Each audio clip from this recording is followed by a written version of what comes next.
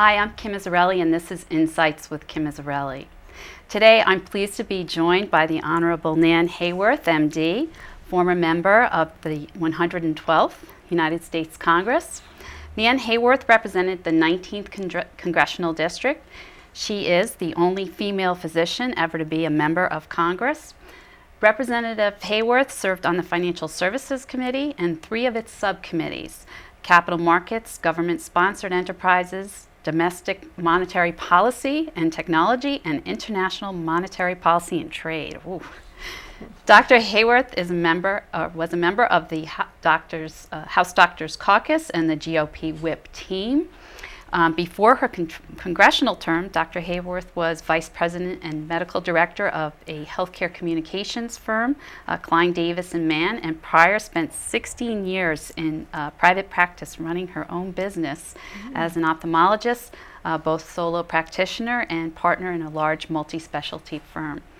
Dr. Hayworth graduated summa cum laude from Princeton and is Phi Beta Kappa, as well as top of her Cornell Medical College, Medical University class, and she served as the assistant clinical professor of ophthalmology at Mount Sinai School of Medicine. Nan, thank you so much for coming today. Thank you for having me as your guest.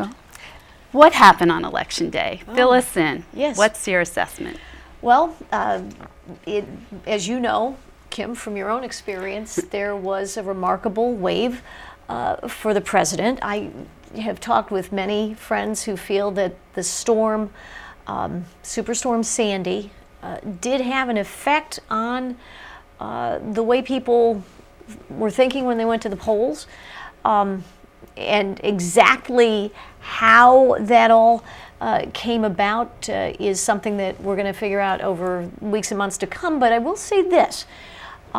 What's been talked about in terms of President Obama's campaign is that, and it's a very interesting thing, they really empowered their organizers on the ground. They emphasized community effort, neighborhood effort, calling your friends and neighbors, communicating with the top of the campaign, but really emphasizing the ground game. And the Romney campaign, I was a surrogate for the governor, ran much more hierarchically, top down. You know, Boston says you're going to do. And interestingly enough, that's the way we've envisioned, if you will, or thought of our Democratic colleagues as wanting to run the federal government. Top down, we'll tell you what to do, we'll distribute the resources, and you know it's going to flow from the top to the ground. The Obama campaign, when they were spending their own votes, so to speak, or gaining their own votes when they had their own skin in that game to win, actually ran their campaign the way those of us who like a smaller federal government would want to run the federal government, and they succeeded. So it's kind of a funny contrast there, but worth thinking about. Right. Well, I mean, I think from the Democratic side, they would say and I would say they ran a pretty good ground game. I will give them credit for that. Yes, they did. But I think also, I'm interested in your opinion, has the country changed, and is the Republican Party listening? Well, this Republican is listening. Good. People do want to see, and I was one of those people who did do that. They want to see us not waste energy on fighting, and not waste energy on political rhetoric, but on actually working practically and constructively to get the job done. And that does mean listening carefully to what our colleagues on the other side of the aisle have to say, what our voters have to say, and respecting it. If you looked at the exit polling about the presidential election, Americans actually agreed with Governor Romney about the way the federal government should interact with the economy. You know, they like the idea that the federal government should spend less, that we should give a break to our taxpayers and our employers so that they can actually grow jobs, stop drowning them in regulations, make taxes lower, flatter, fairer. They like that. But they voted for President Obama because they felt he could understand them better. And I think that a lot of that has to do with respecting people's choices in their personal lives, and I think Republicans have to be aware of that when they talk about policy. Can you be specific about what those are? Certainly, you see it in the Northeast. I have a lot of friends who are Democrats, and if we map out what we think about in terms of federal policy, we actually come very close to coinciding. I want to see the government stay out of my wallet. I also want to see the government stay out of my personal life.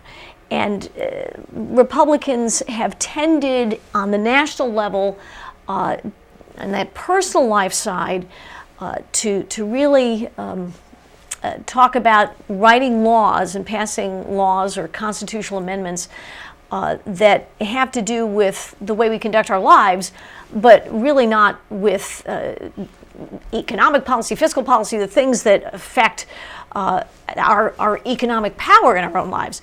And my friends who are Democrats tend to identify with the personal life side. I identify with the fiscal side. I think that's, what I am able to keep of what I earn for my family and for charity and for what I'd like to do to help my community means so much to me. But I think if Republicans said, you know what, we understand that we really have to talk, when we talk policy, we're going to stick to the fiscal issues that affect all of us, no matter the color of our skin or where we live or whom we love, I think we'd be very well served in terms of the atmospherics. So you had some great experiences in Congress. You were able to cross over. You were to bring people together.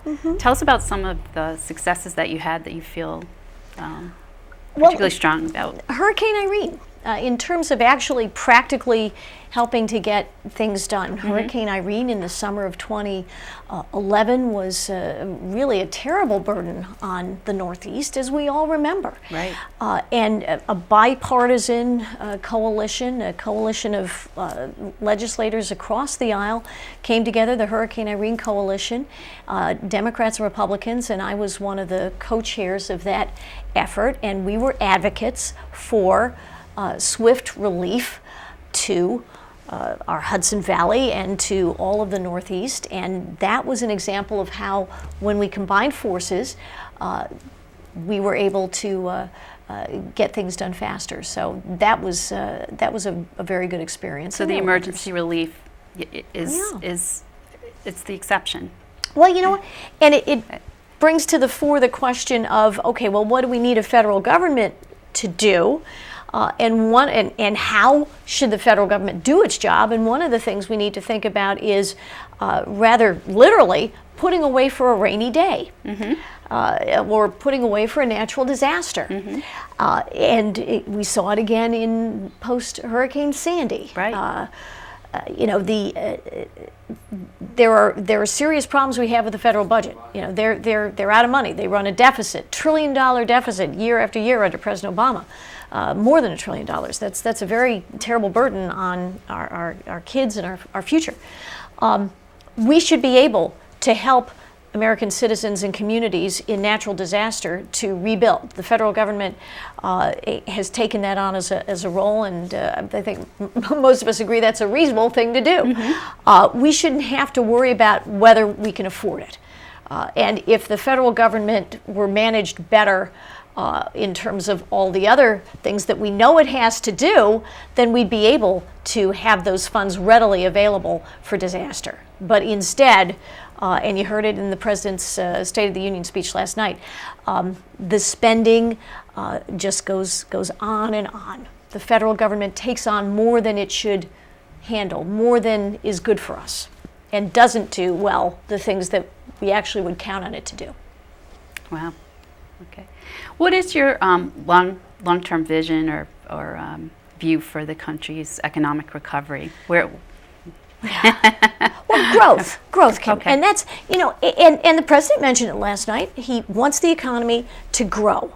We have, more 300 million Americans. I'm a first-generation American. We have immigrants. We know we have millions of immigrants, 11 million people who crossed our borders illegally, whom we're trying to deal with in a compassionate and respectful way, respecting the law as well.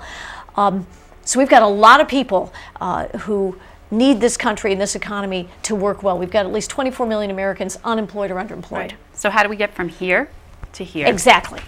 That's where historically Republicans and Democrats have differed, and you heard it last night in the president's speech.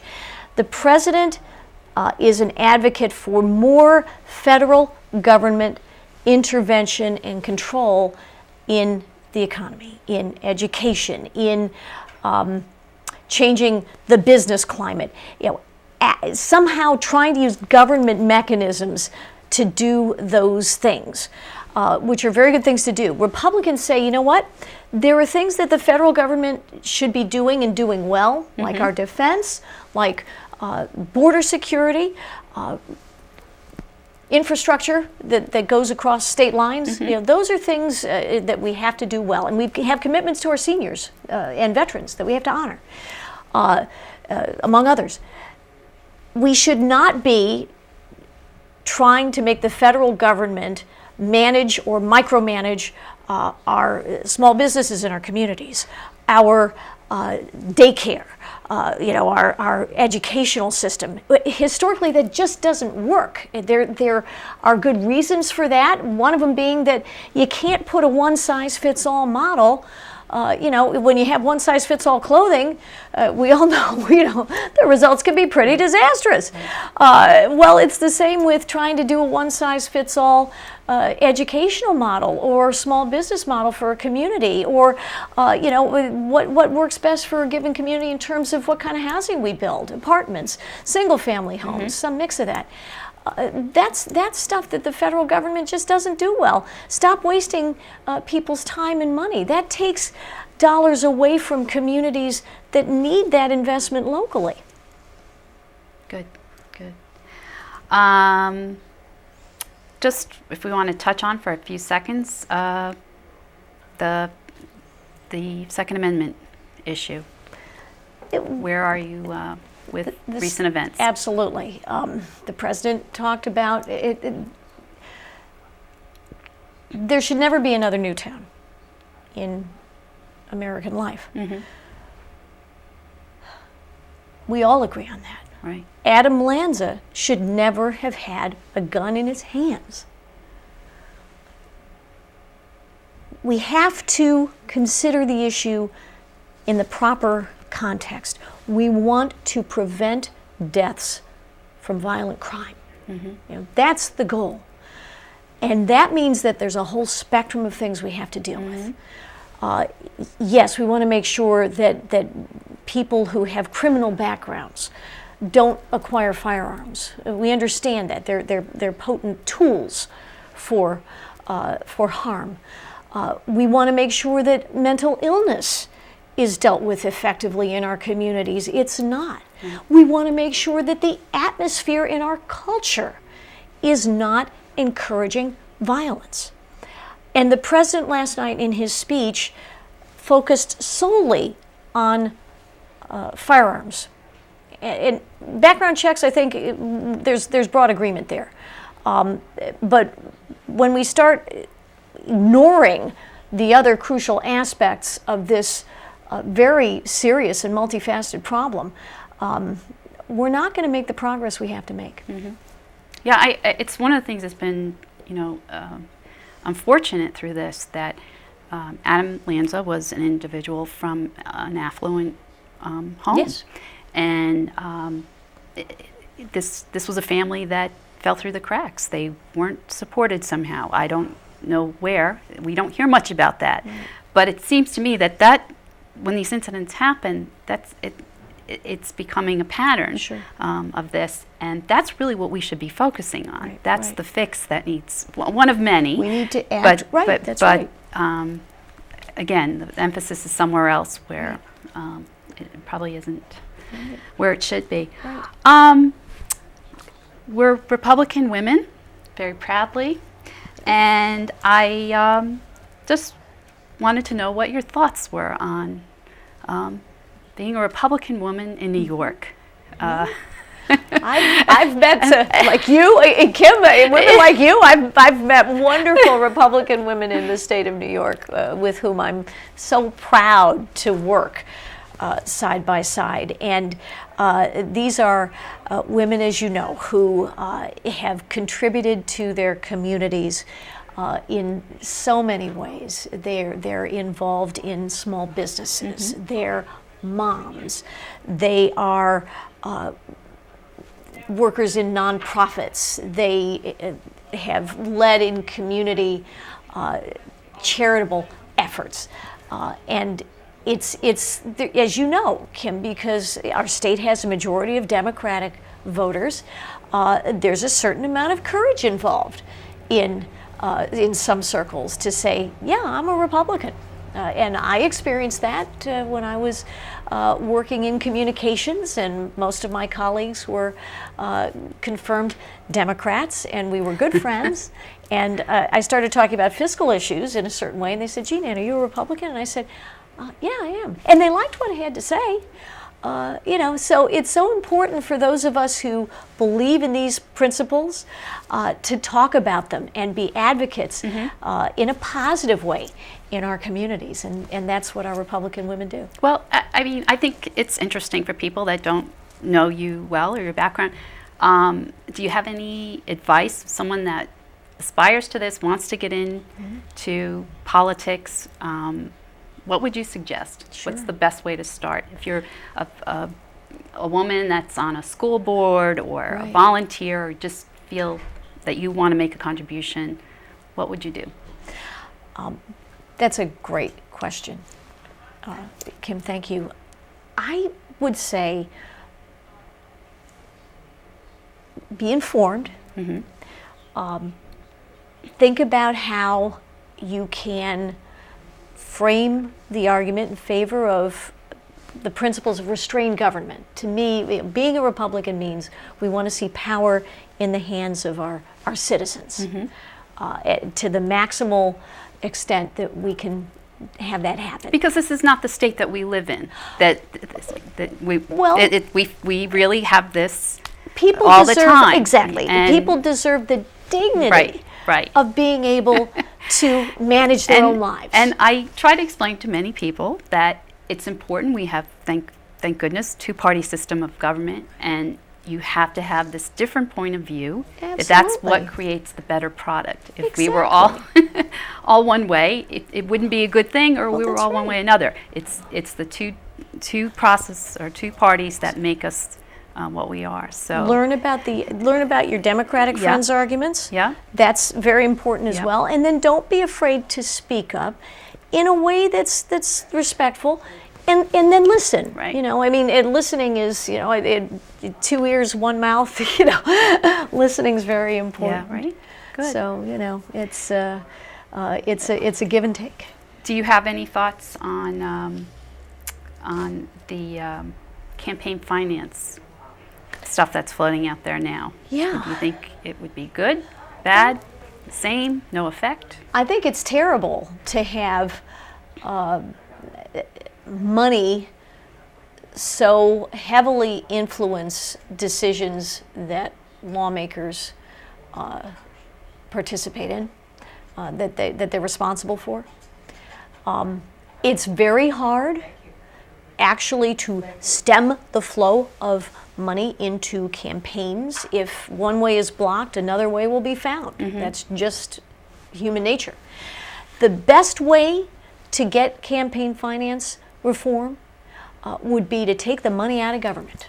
When government controls less of what we do and takes less from us, when the tax code is simple, when regulations are straightforward, then people will not feel compelled to try to influence that process so that they get their piece of the regulatory pie or of the tax pie, so to speak.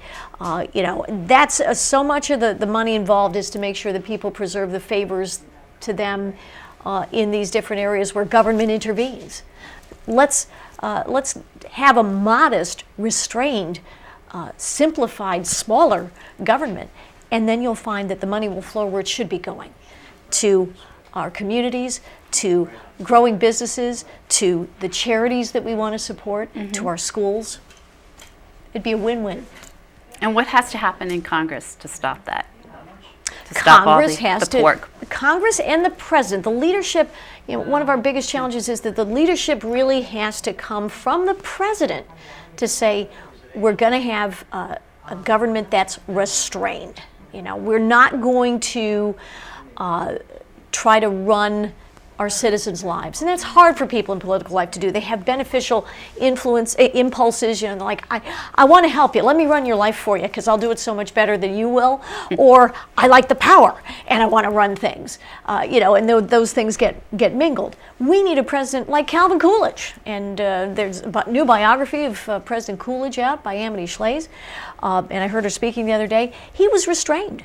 It takes active effort by a president to say, these are good things to do. We're gonna let our communities do them and get out of the way, and that's really what we need. And then we need Congress to pull in that direction as well. But it's hard for Congress to do that. It's hard for the Republican majority in Congress to do that if they have a Senate majority and a president who just want to see the federal government grow and grow. Right. It's really the leadership. Exactly. The leadership sets the tone. And I think of our kids. Our kids are a little bit older than mine, but it's shackled in debt, really. They already are, for generations. That's right. And, what is it going to take to get the leadership to understand that we're going to have to scale back, that we're going to have to be, our legacy costs are dragging this country down. Right. That entitlements will not be what they were. Right. What do you think it's going to take? What kind of courage will it take? Sure. Well, Kim, another great question, and that's why your show is called Insights. These are really good, insightful questions. What it really takes is a voting public that says, we want government to do less. And it's got to, those of us who participate in political life, those of us who are elected, can do a certain amount to help folks recognize these realities. But if they don't accept them, if they don't understand the cost, the real cost of what government tries to do, and again, we need government to do certain things. But if they understand those things, and they understand basic economics of government, and how small businesses have to work to grow, and what the impact is in their daily lives, if students today understand that they're the ones who are going to be paying for our seniors' benefits. Our seniors pay into them, yes, but historically, what we pay in benefits is far exceeded. It far exceeds what they paid in. When they get to that point exactly. in life, what will be left so for their them? Grandchildren are going to be paying very heavily for all of these things. Right. And I think everybody has to understand that, and then when they go into the voting booth, say, you know what, we actually need the government to do less. And I'm willing to do my part to educate myself, to work hard, to participate in my community, and not expect that government is going to do these things for us. And then we'll have real change. One question that I've been asked to ask you is, what's next for Nan Hayworth? What's your game plan? What are you doing? Well, I want to be useful. Okay. I ran for Congress because I care about our future as a nation, and of course here in the Hudson Valley. I care about our kids. I care about the beauties of this country. My mother came and chose to become an American from England in 1948. There's nothing more moving, very few things more moving than going to a naturalization ceremony. People who renounce their country of birth so that they can be part of this magnificent, liberating nation. And we're in real danger of losing that. With the best of intentions, it's not. I don't think you have to say, well, there's an active process to try to destroy the American system. No, you don't have to have an active process. We have a federal government that, even with the most benevolent of intentions, is doing way more than we can afford. They're doing. You hate to say it, they're doing very stupid things. So I want to help in whatever way I can to have a brighter future. We still have a chance to make it better. So whatever way I can do that, I'm delighted, and I'd be honored to work side by side with you, Kim, in whatever well, thank you. Well, there's a lot of work to do. There sure is. So, well, just in the closing few minutes here, if you want to summarize or send a message out to your supporters and people that followed your campaign, and thank you for your service to our country. Really, it's such an honor to have you here today. Oh, gosh. Well, the honor is mine. And, I think, Kim, if public servants remember that it's not about them, it's about the people we serve and the people we work with, the rigors and the hardships, Kim, firsthand, of political life become easier to bear, because we're serving something that's bigger than ourselves. And we have a magnificent country. We have wonderful people. We have a constitution that respects the rights that are granted not by a government, but by our Creator.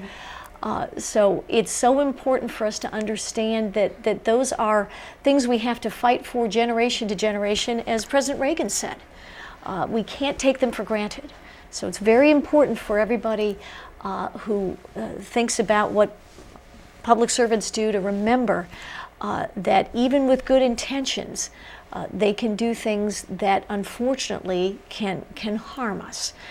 So it's very important to understand that government that does less will ultimately be far better for us. And empowering our citizens and respecting them will take us much farther. Good.